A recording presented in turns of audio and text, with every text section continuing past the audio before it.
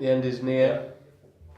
But first, 2 games against teams both pushing for the Premier League.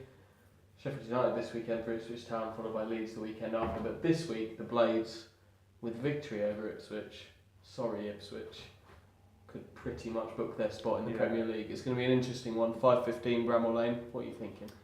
Yeah, we might not actually see a promotion party after all of this, because a win would effectively seal promotion for Sheffield United, but they'd be 3 points ahead with a superior goal difference to Leeds. But it wouldn't be mathematically done, so we wouldn't be seeing any. They might have to dial it down, the celebrations on the pitch at the end, but and then that would render the Leeds game, all those Leeds fans coming down to Portman Road, knowing that it would just be the playoffs for them. So means a lot for those two. For Ipswich, it means diddly squat, and let's be honest, this season the end of can't come quick enough.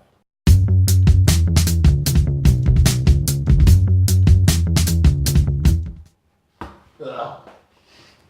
What's your town team? That noise is how I feel about this season. My town team. I did consider whether it should go back to the diamond system, because I quite like the odd 2 up front at the moment. But given the way that Sheffield United play with those fullbacks so high, and what we saw at Norwich back in February, I think that would be a very bad decision. So I think probably still go with a 4-3-3.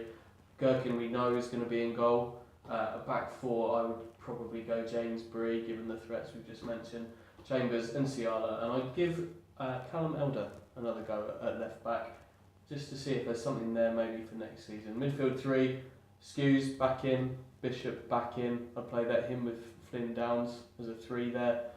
Gwion Edwards, gut feeling is Gwion Edwards won't be fit to go. I know I've just said Teddy Bishop in midfield, but what I actually mean is play him on the wing, because there's nobody else fit to play there. Put Trevor Shalaba back in midfield, Alan Judge on the left, Will Keane up front. Okay. I also considered the diamond, and I'm going to go with the diamond. Going with the diamond. I'm going with the diamond because I just think Ipswich have carried so much more of a goal threat with 2 up front. Second half against Birmingham, that transformed them when they had 2 up top. I'm fed up of seeing Judge out on the left and drifting everywhere. I want to see him at the tip of that diamond again. I think that's the formation they'll go with next season. So let's have another look at that over these next 2 games. There's a huge risk there, as you've said, with Sheffield United's advanced wing backs. The 2 outside centre backs of the 3 also get on the overlap, and that's a big ask for Ipswich's 2 fullbacks who are going to lack experience and game time, whoever they may be. But nevertheless, I'd take that risk. So it'd be Gherkin in goal.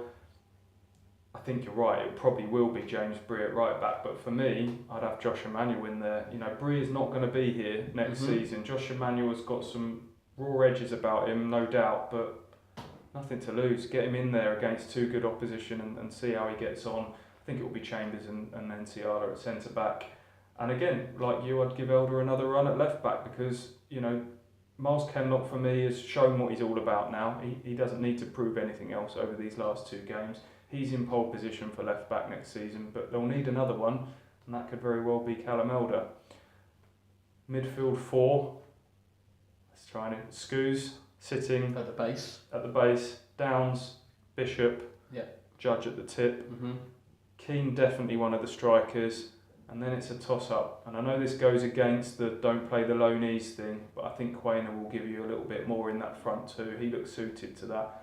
I'd play him alongside Keane, and then maybe have Jackson and potentially, if fit again, Harrison to come off as a dual substitution at some stage in the game. That's the team for me.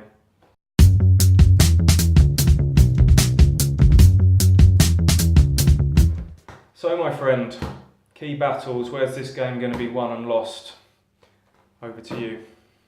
Spoiler alert, I think it's going to be won by Sheffield United, and I fear that Mr. David McGoldrick is going to produce a little bit of magic, which Ipswich fans know he's got, but we didn't see enough of in his latter years here.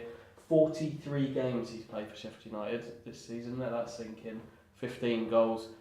It sounds like he's really reaching his peak for them now as well. Talk of him for Player of the Year up there, certainly their signing of the season.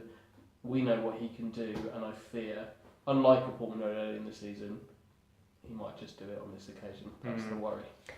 No Billy Sharp, no problem for them. He's missed the last 2 games, and I think that has almost elevated David McGoldrick's importance even higher, isn't it? They've still got the likes of Hogan, Medine, Connor Washington. They're not short of striker options, are they? But the area that I would highlight is central midfield, and I think Oliver Norwood is up there in terms of the best midfielders in the Championship. 8 assists. He can just run the show from slightly deeper. His range of passing is phenomenal. Him and Fleck in midfield and Duffy just ahead of them have formed a really good, consistent unit in that midfield for Sheffield United. Ipswich, meanwhile, are chopping and changing in midfield, experimenting a little bit. That would be my area of concern.